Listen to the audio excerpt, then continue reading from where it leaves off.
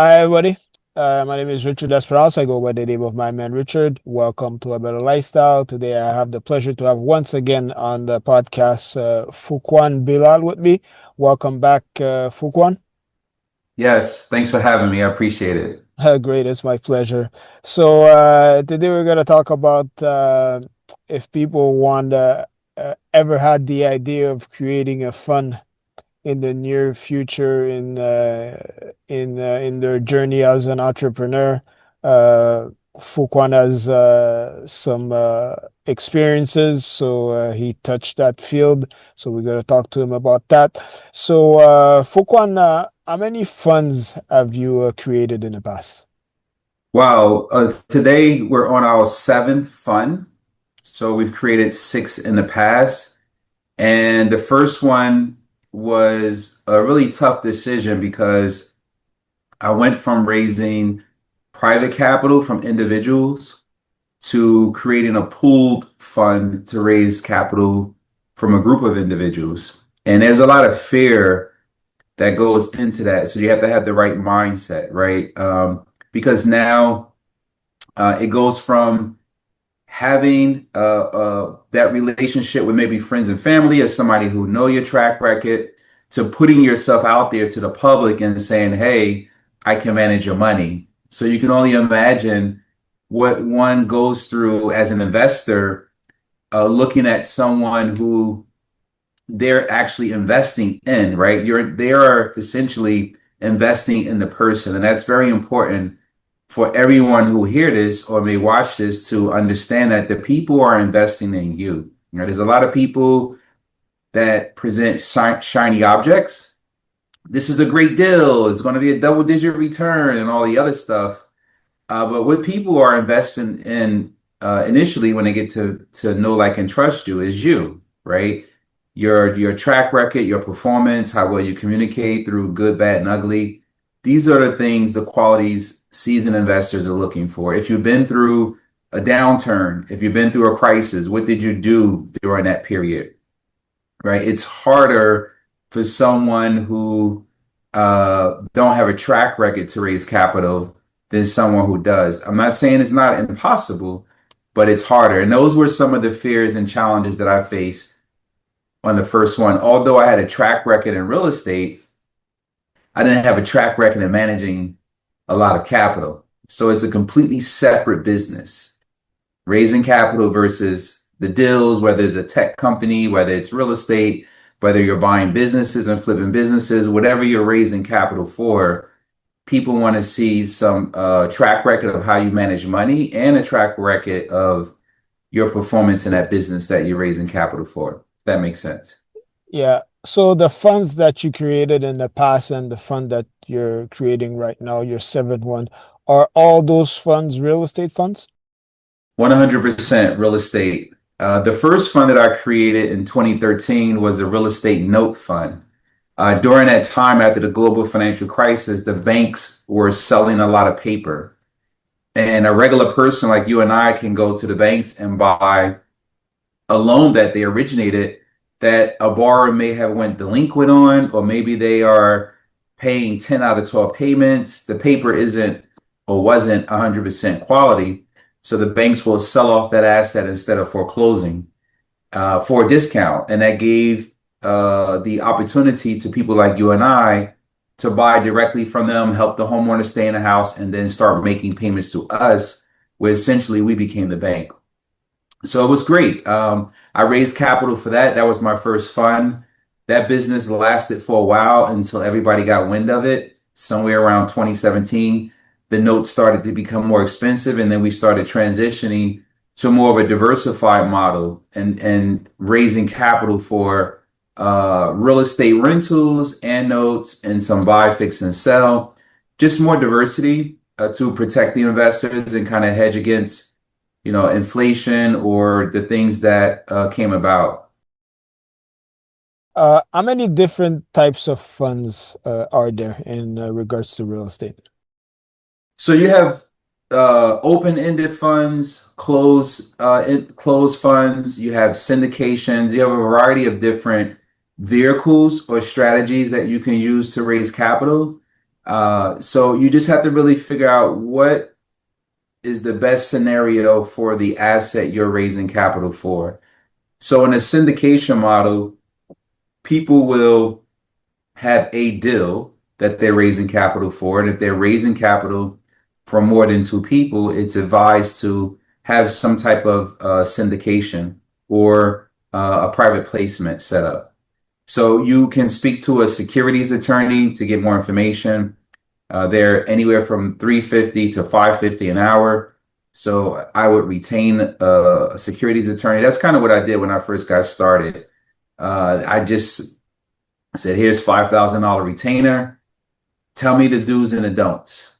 And I was able to learn very quickly just by investing into the knowledge, like anyone should do, like you guys are doing, listening to podcasts and watching various things. You're investing your time. But if you're really serious about raising capital and starting a fund, I would definitely retain an SEC attorney to find and learn more information about where you are locally and what rules applies and laws applies to you locally. So what was the purpose of creating the funds? The purpose of creating a fund was twofold. One was to give investors the opportunity to invest alongside of me. As I mentioned, having more than two investors, it becomes a security. So I wanted to make sure that I had the right vehicle for investors to partner along with me.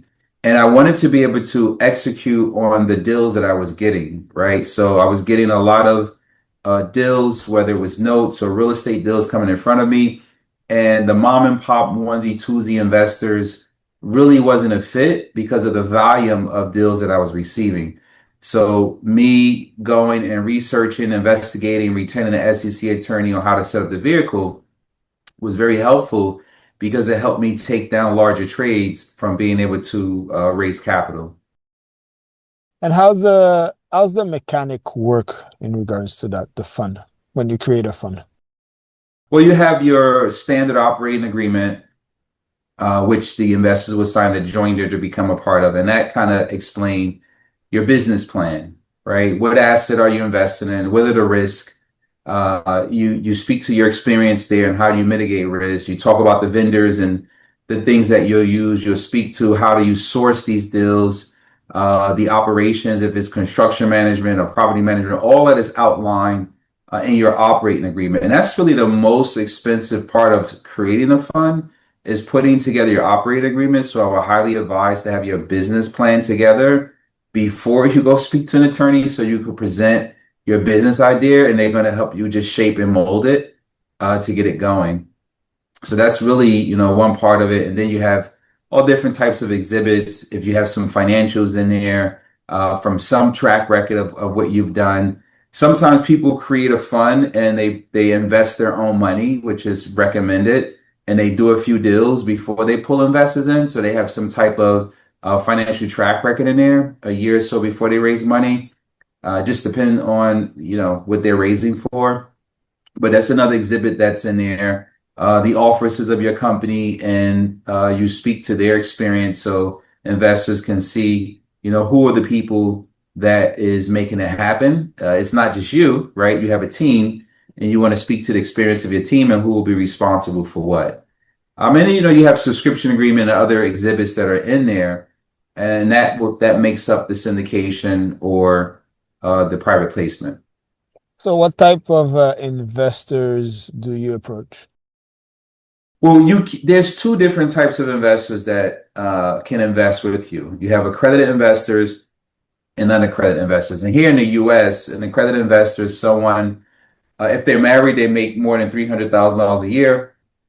If they're single, they make more than $250,000 a year. They have $1 million in net worth, not including their primary residence.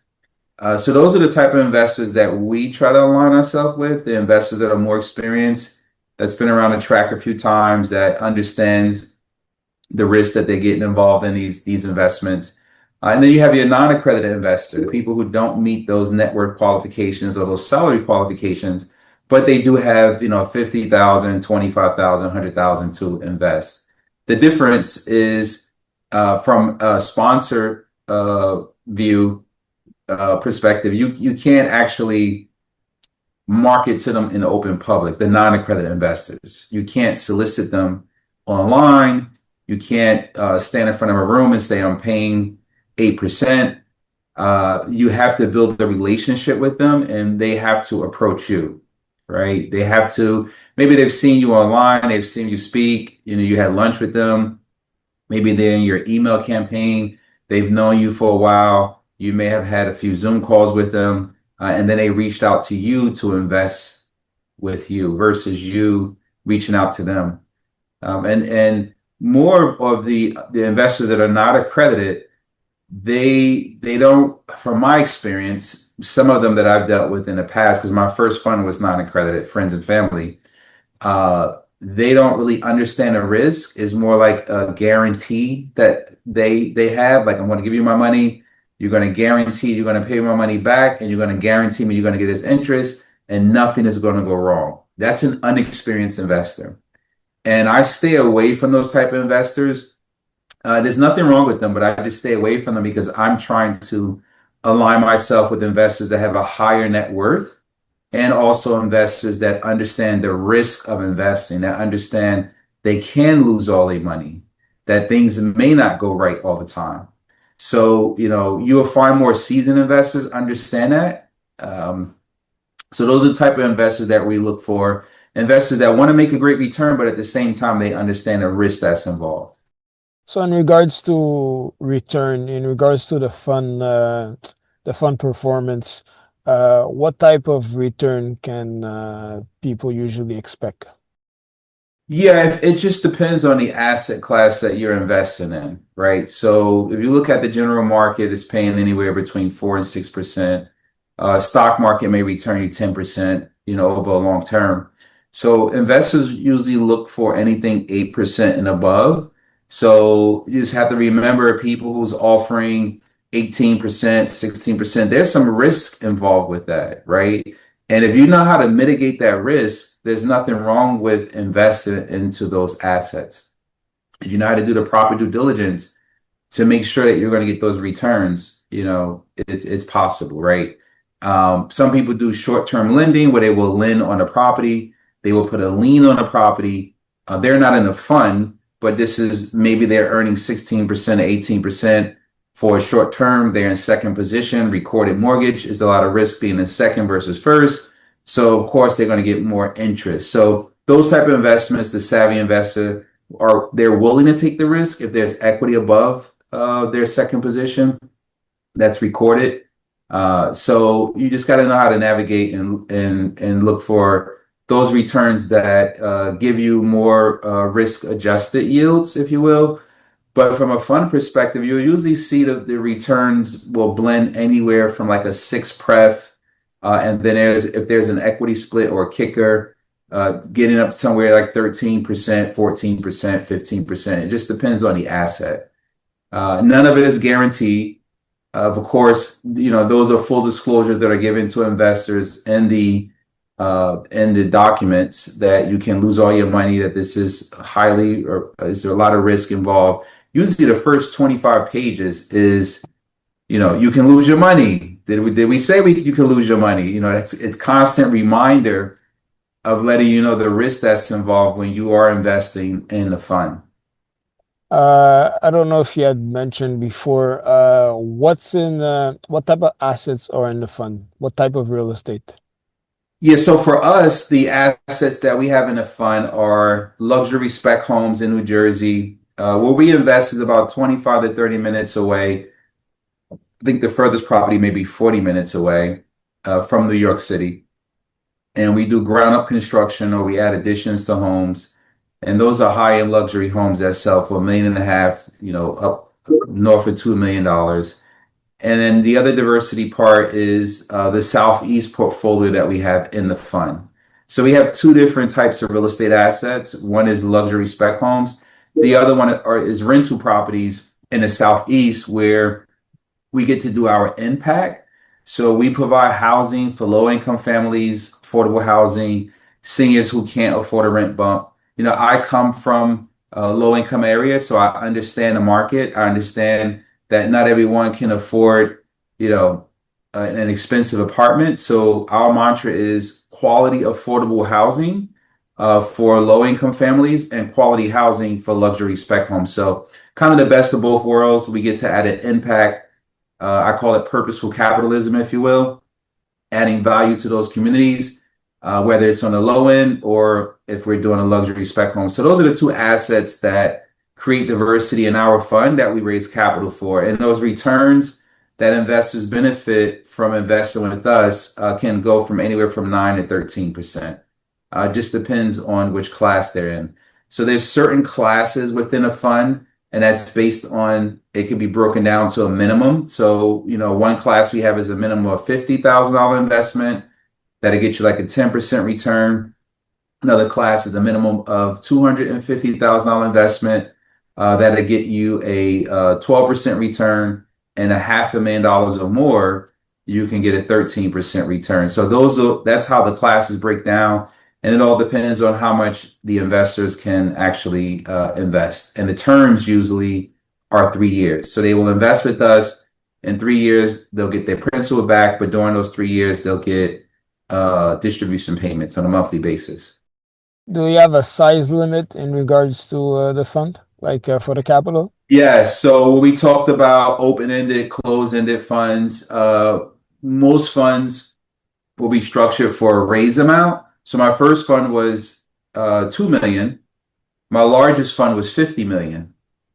So, I would also advise that when I first started the conversation with you, I said, hey, there was some fears going in because coming from where I come from and raising a little 25,000, 15,000 from friends and family, opening up my first fund, I was like, I only want to do $1 million. $1 million was a lot of money. $1 million is a lot of money, but raising capital back when I look back now, I'm like, wow, I should have just started with a $10 million fund, right?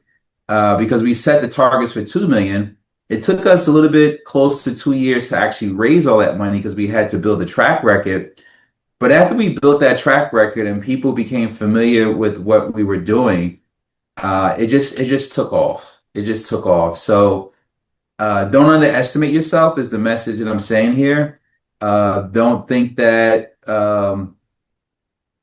10 million, 5 million, 2 million, it's all the same, right? Because you're still executing on the same plan. The difference is, can you deploy that capital that you're raising, right? There's three things that you need in a business that my mentor always told me. You need the capital, you need the deals, and the scalability part, right? So if you had $5 million and you had the deals, can you manage all of that successfully to produce a return?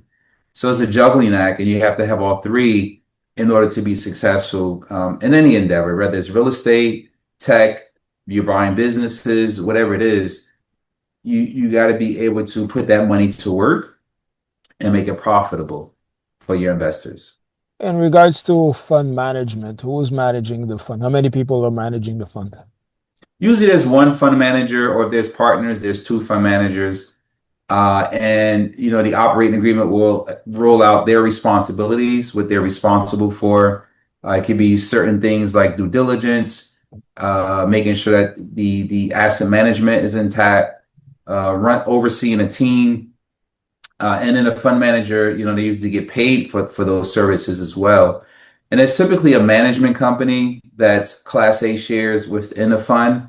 And, their role and responsibility is laid out in the operating agreement. And that's pretty much running the day-to-day operations, making sure, investors' capital is being deployed under proper underwriting is in place in alignment with what the parameters you set for your due diligence or acquisitions or whatever you have in your operating agreement. Correct me if I'm wrong, because when I did a little bit of research before preparing the questions, I saw is it possible that someone could scale a fund like to refinance, or sell the fund? Is it possible? Yeah, it's possible. You can actually flip a fund to a bigger hedge fund. What usually happens is they will pay down all of your assets, or they will buy your assets. You will pay off your investors, and then they will take over all of the assets in the fund. So that's possible. You have like the question comes, why would somebody want to do that, right? If you're running a very profitable business, let's say you're raising capital at 9 to 13%, your average cost of capital, let's say is 11%, and you're still making a return from that business plan. There are bigger funds who's raising capital at 4% and 6%. So if you're making a profit and your cost of capital is 11% and they able to raise capital between 4 and 6, it's a no-brainer for them to buy off all of your assets or your business, right? And allow you to continue to run it because now they just basically invested in your vehicle. They have a lower cost of capital and it's an arbitrage for them. So it is possible to build a business to sell, if you will, to a bigger hedge fund. I mean, it's happening everywhere. There's big hedge funds coming in buying dental offices. They're buying car washes. They're buying gyms. They're pooling them together, buying them just for the return. So it's possible. What about converting the fund Into into another type of fund? Because I'm not sure exactly what I saw in my research, but it was Well, no, you have a business plan that you have to execute on. So you're going to tell investors, I'm raising capital for these specific assets, right? So let's say you create a $5 million fund and you go, hey, I'm raising capital for multifamily luxury spec homes. And let's say you go to an event and then you see storage and a shiny object. I want to do storage now. You can't go back or you can't use those funds to buy a different asset that you didn't disclose to your investors in the beginning. Because your investors, remember, they invested into you, your track record with that specific business plan that you presented to them. So you have to stick to that business plan and execute on that business plan in order for that fund to be successful. Now you can go open up another vehicle with a different business plan and raise capital for that, but you can't convert, the existing fund unless you notify all your investors, hey, the business plan has changed. We're now doing this, and they all agree. Then you can do that, but it's not that easy for you just to up and change the business plan in the middle of your execution. Is it possible to take the fund public?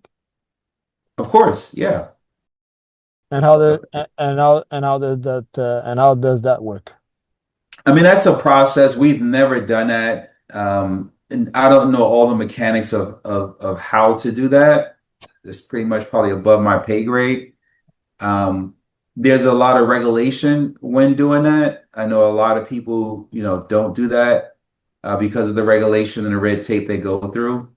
But it is possible. You see a lot of REITs set that up and go in that direction to become public to raise money on exchange and get like a stock value. So it's definitely possible. I don't have any experience with doing that. So what advice would you have for someone who wants to create a fund or multiple funds in the future? Yeah, as I mentioned before, reach out to an SEC attorney and make that investment. A lot of people just want to search online and they want to do the easy button. They don't want to make the investment. If you are seriously looking to manage other people's money, you need to speak to an attorney.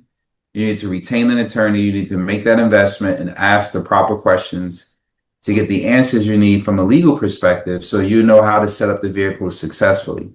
And, speak to as many fund managers as you can, right? So it looks good on the outside, but running a fund, I don't know if you have kids, Richard, but running a fund is just like raising kids. If I can explain it to you that way, that's what a fund manager is like being a father with a family with 2 or 3 kids, right? So you have your great moments you have that when it's fun, and then you have your moments where you want to, pull all your hair out. So um, it's not for someone who wants the easy way or just think I can go raise this money because you're responsible for people's retirement, you're responsible for people's savings, and that's a big responsibility. So for number one, My advice would be if you don't have your own money to invest in the deal to show how aligned you are with the deal, and if you don't have a track record, don't play with people money because you wouldn't want someone to take your 401k, your savings, your IRA and gamble it, right? You want to show that you went over the hill, you got the arrows in your back first, you had the experience, you just need additional capital to execute your business plan to make it profitable for everyone. So that would be my advice to anyone who's looking to start a fund. Where can people learn more about you and follow you? Or you can actually follow me on social media at Fuquan Bilal, Facebook, Instagram, Twitter. I'm there also on LinkedIn. If you want to know more information, you can go to nngcapitalfund.com. You can schedule a discovery call to speak to me if you're looking to put some lazy capital to work. And also, you can check out my blog there as well. I do a lot of blogging as well, talking about specifically what's happening in our industry.